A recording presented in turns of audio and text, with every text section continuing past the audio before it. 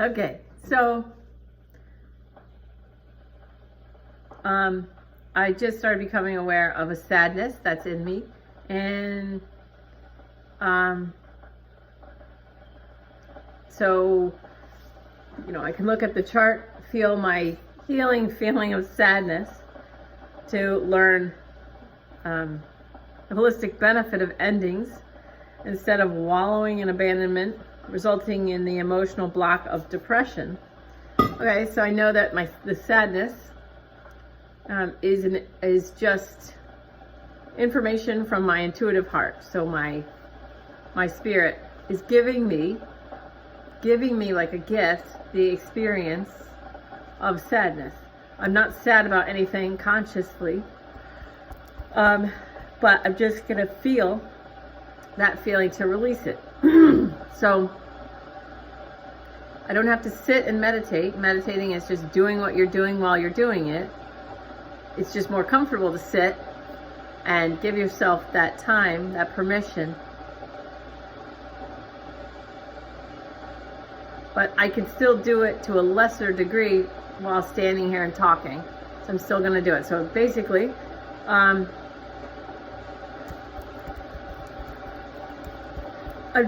doing this for the people who think they can't meditate. Okay, you think you can't meditate, so here it is.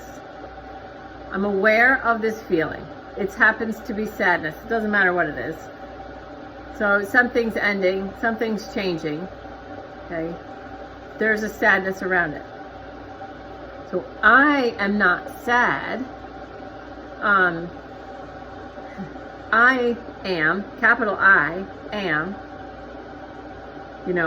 spirit, living, I'm a human being living a spirit-directed life. So my spirit is giving me the experience of sadness to let me know that things are changing, something's ending, okay? So I'm allowing that information, just as information, into my awareness. But I am not sad, okay? So if I say I am sad, then I own it, I grab it, I hold it. I can enjoy sadness. And my teacher showed me that. Okay, so for those of you who don't know, I did a professional healer school, but it started with these people in Denver from Korea that didn't speak English as a first language, but they were basically enlightened people, and then they came to this country through a program where they would run these yoga centers. And through them, so my mom had just died, and I went on a walk, and I was about to start 767 school for United Airlines. And in 767 school at United, you had to learn, there's 4 different airplanes that you were responsible for learning, 757s and 767s. They're really close, but the type rating was for both, and the seat, whether you're a captain or first officer, there were 4 different types of 757s that you had to know, because some of them, the 757 smaller than the 767, you can have an extended range over water. So we used to take the 767 EROW to from New York to Buenos Aires. Okay, it's like 15 hours. We could take a 767 to California or to London from New York. So anyway, it's a hard school. My point is 4 different jets. a lot of training, but a lot of testing in that. More testing in the 767 school, I think, than any of the other ones at United anyways. So my mother died, April 27, 2001, and then in June I was going to school for 7576, and it was a stressful thing. So I'm getting the stress back now. So even though that happened so long ago, 2001, and it's 2019, so 18 years ago, just in revisiting it, I could sweep out some of the corners of it. So I'm yawning to clear that out, stuff that, hadn't been fixed fixed, cleaned, cleared before, healed, whatever. Okay. So, I ended up going on a walk before school to get my food and stuff for this. It's like 6 weeks long. And I was thinking, oh my God, my mom just died a couple of months ago, and how am I going to get through this? Because I always called her right after I passed the test or whatever. So I see this place that says yoga. And I'm like, I've heard of yoga. It's 2001, it wasn't everywhere like it is now. So I walk in, I'm like, what's yoga? Anyway, I meet these people. Long story short, I keep going back. So every time I go back for training, I go to this yoga place. And one of the masters, Master Thomas, was sitting and he was sad next to the desk. He was sitting next to the desk and you could tell he was sad. And I said, what's wrong? And he says, nothing's wrong. I'm just enjoying my sadness. And so I didn't know about empathy. I didn't know I was empathic. I didn't know what I was and who I was at the time at all. I was just a regular pilot. I was just a normal-ish person. And I was like, is there anything I can do? Because I was coming from the normal human state of let me fix it. Let me take away the sadness. He says, no, thank you. I'm enjoying my emotion of sadness. And I could feel in the moment when he was telling me clearly, the first agreement to be impeccable with your word, he was enjoying his sadness. It seemed very strange to me and cool at the same time, very intriguing. And so I was by myself often because, in training. And oh God, he was funny. He's a funny person. And I realized in the moment that even if I was capable or able to take away his sadness, that would have been not what he wanted me to do. That would have been like a violation. That would have been a boundary. I didn't have the language of boundaries at that time, but it's like, that would have ruined it. So me helping wasn't helping. Long story short, if I tried to help him, I wasn't helping. Let him process or do whatever he's doing right now all by himself. He's happier now than anything I could do. I would wreck it. All right. Now, I chewed on that for a long time, and then, I was by myself a lot, all over. Because after I lost my airline job, 3303, I ended up going back to charter, which is single pilot stuff, flying all over by myself. Okay, so enjoying the emotion of sadness, that was mind-blowing to me. I'm like, what does that even mean? But I could feel that he was. I could feel that there was sadness there, but I could feel that he was enjoying it. It was very odd. There was no resistance. There was absolutely no resistance. And I thought about that a lot. And so now I understand a lot more. And I want to try and bring what I learned through these people, these enlightened Korean masters, to just, to, whoever's listening. I think I have 70 subscribers. So all 70 of you guys. So I'm feeling this feeling of sadness. I become aware of the feeling of sadness, and then I apply neutrality to that feeling of sadness. So the first thing is the awareness. My spirit is giving me information of sadness. In my intuitive heart, I'm feeling sadness. Okay. At first, I'm not going to lie, the ego goes, oh no, we got to fix this, or maybe we should eat some ice cream or pie. And then I say, no, okay, it's just information. I'm sad, but I'm not sad. If I am sad, I'm identifying with my little I, ego mind, and then I'm apt to eat pie or cake or ice cream or do something that's either unproductive, like lazy, like unproductive, or unhealthy. Make myself feel better by eating a pile of ice cream or whatever, which only can make me feel worse. I do eat lots of ice cream. I eat tons of ice cream, but I eat ice cream in a happy mode. Same with alcohol. eat, or drink, always in a high intention of enjoying my life, not as a way of escaping pain or suffering, because then you're digging the hole deeper. Okay, so sadness, apply neutrality. It's fine to be sad. It's just information. My spirit's giving me information that my life is changing. Something's ending. And so my kids went back to school, and that's really all it is. It's just my kids went back to school.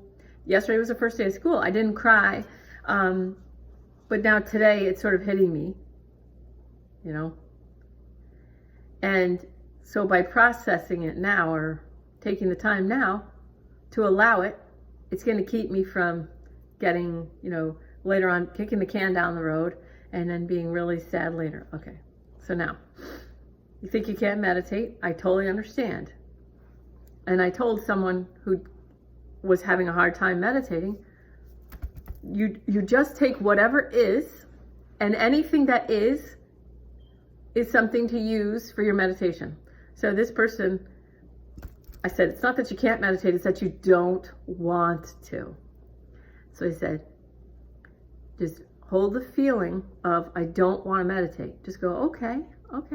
I hear you don't want to meditate. So you take this information, I don't want to meditate. You allow it to be whatever it is. You don't try and change it. You don't want to meditate. Okay, you don't have to. I promise I'm not going to make you meditate. And you just surround that, whatever it is, as if it's like this little being, you know, that you love. I hear you. You don't want to meditate. I totally hear you. It's okay. You don't have to meditate. I promise. I promise we won't meditate. I love you. It's okay. I hear it. You don't want to meditate. It's all right. You don't want to meditate. It's all right. It's okay. You don't have to meditate. We're not going to meditate today. Okay? I promise we're not going to meditate today. I promise. I love you. I just love you. It's okay. You don't have to meditate. I love you anyway. I deeply and completely love and accept you. I'm not going to make you meditate. I promise. Just going to sit here and love you. I promise we won't meditate. It's okay. It's all right. We're not going to meditate at all today, all day. Not until you want to. You let me know when you want to meditate, okay? Good. I love you. It's okay. It's okay you don't want to meditate. You get the idea? Now, then you meditate. But you're using whatever is, and you're becoming present with what is, and then you're loving it. You're just loving whatever it is. You don't want to meditate. It's okay. You don't have to tell me why. It's okay. Okay? So the same thing for my sadness. My sadness, I'm not going to go eat pie and ice cream like my ego wants me to do, because then I'll feel like crap. It's kicking the can down the road. It's making everything worse. That's how people get to be so big. And I understand them. And I love them. My 4,000 pound life, or whatever that show is. I love all those people. Let's just take a second for those people. All the 4,000 pound life, or whatever that show is. I haven't watched the whole show, but I did watch part. Some of it came across my path. Let's just love those people for a minute. So those people, you can understand. I can understand how they get there. I can understand how people can not quit smoking and not quit eating. And I can understand these 4,000 pound life people. It doesn't start like that. They say tomorrow. I'll stop tomorrow. And tomorrow becomes days, weeks, months, years, decades. So we just love them. Love all you 4,000 pound life people. And I completely understand how you could get there. Just relax your belly. if I can love them and have compassion for them and completely understand them, then I could just love them anyway. But I also allow their suffering to empower me, and I'm not resisting. Anyway, okay, so that's a sideline. But I do love them. And the hoarders too. I love the hoarders. I saw some hoarding show. It's a spending show. And I totally understand how that can happen. When you kick the can down the road. That can happen. Anything can happen. You can have a 4,000-pound life. You can have a hoarding issue. And you can have a spending issue. Any of this stuff. It can happen to any of us. Any of us. It can happen to any of us. If we don't take the time now to meditate with what's here. What's here? Okay. This sadness. I don't have to know what it is. I really don't. I happen to know what it is because school just started yesterday. So I happen to know what it is, but I don't need to know what it is. I'm just going to allow it to be whatever it is. And again, I see you. I hear you. Sadness. Okay, there's sadness. It's okay. I'm not going to try and change you. I'm going to allow you to be sad. I'm going to allow this sadness to exist. I'm just going to surround this sadness with love. I'm just going to allow the sadness. It's okay. You can be sad. It's okay, sadness. You can exist. So I'm pulling the sadness like it's not filling my body. I'm deliberately using my mind to take all the sadness and put it right here, okay, in a ball. And then I'm surrounding that ball with all the love in the world. Love and acceptance. You know, the sadness is here. I accept it. I'm not changing it. I'm just loving it. Okay, it's okay. You're sad. This is sadness. It's okay. You can exist. I powerfully allow you to exist as sadness. Love you. I accept you. Now, I surrounded that sadness ball with love, light, divine healing energy. I surround it. Now, I pull it out of my body and into the ball. So, ball of sadness, I pull it out of my body. It's not going to serve my body to have sadness and energy in it. It's going to be anti-healing. So I pull it out of my body. So all I'm doing, I'm holding the ball of sadness inside a ball of love and nurturing and acceptance. And now I'm scanning my body. I see tension in my right back shoulder. Now I put that right into the ball of sadness. I feel some stress in my mind, worrying about this. I just happen to know what the worry is. It's a bus schedule worry because it's new. I have to look at the clock. Okay, so I pull the worry out of my mind again, put it into the ball of sadness. It's still surrounded. This love and acceptance surrounding the ball of sadness protects me from it. And then I keep scanning my body. My lower abdomen, more right side stuff. Right lower abdomen. I pull that out and I put that in the ball. So I'm just using my mind to heal my physical body.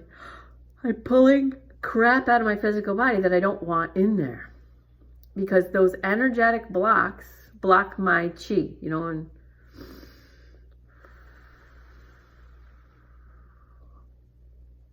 when you get acupuncture or acupressure, they're pushing on a spot or putting a needle in a spot to clear an energetic block. I could do that myself right now.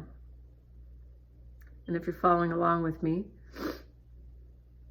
let's activate all the strands of your DNA possible. I now activate all strands of DNA available to me now. And so it is. I activate all strands of DNA available to me now. And so it is. Good. And let's run through your stem cells. So whenever you meditate, you can activate your strands of DNA and you can activate your stem cells. That's going to help keep your immune system at an optimal level. I now activate all my stem cells.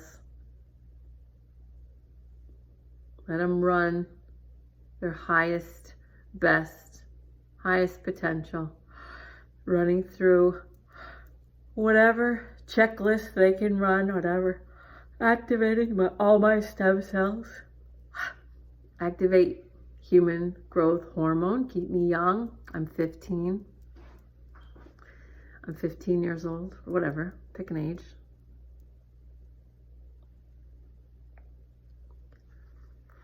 Okay, back to just allowing the sadness. I'm just allowing it. And I'm clearing my body. I'm pulling everything that I feel is attached to sadness out of my mind, out of my body.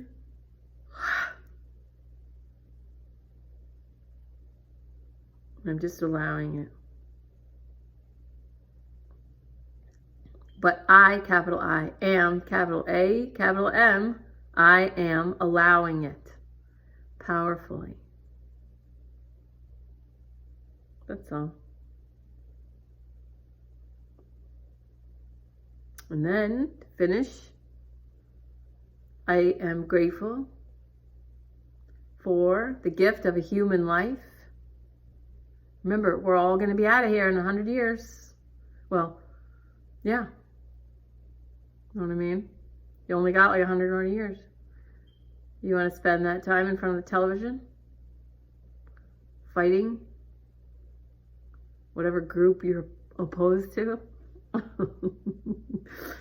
Or do you want to be happy? Do you want to be right? Or do you want to be happy? Okay. For the 5 agreements, be impeccable with your word. Don't take anything personally. That's a big one right now. Don't make assumptions. Always do your best and be skeptical, but learn to listen. So I listen to all the different sides. Everybody's got facts and opinions, and I appreciate the work that they put into all their research. And then I can research myself if I want to. If I want. If I feel like it.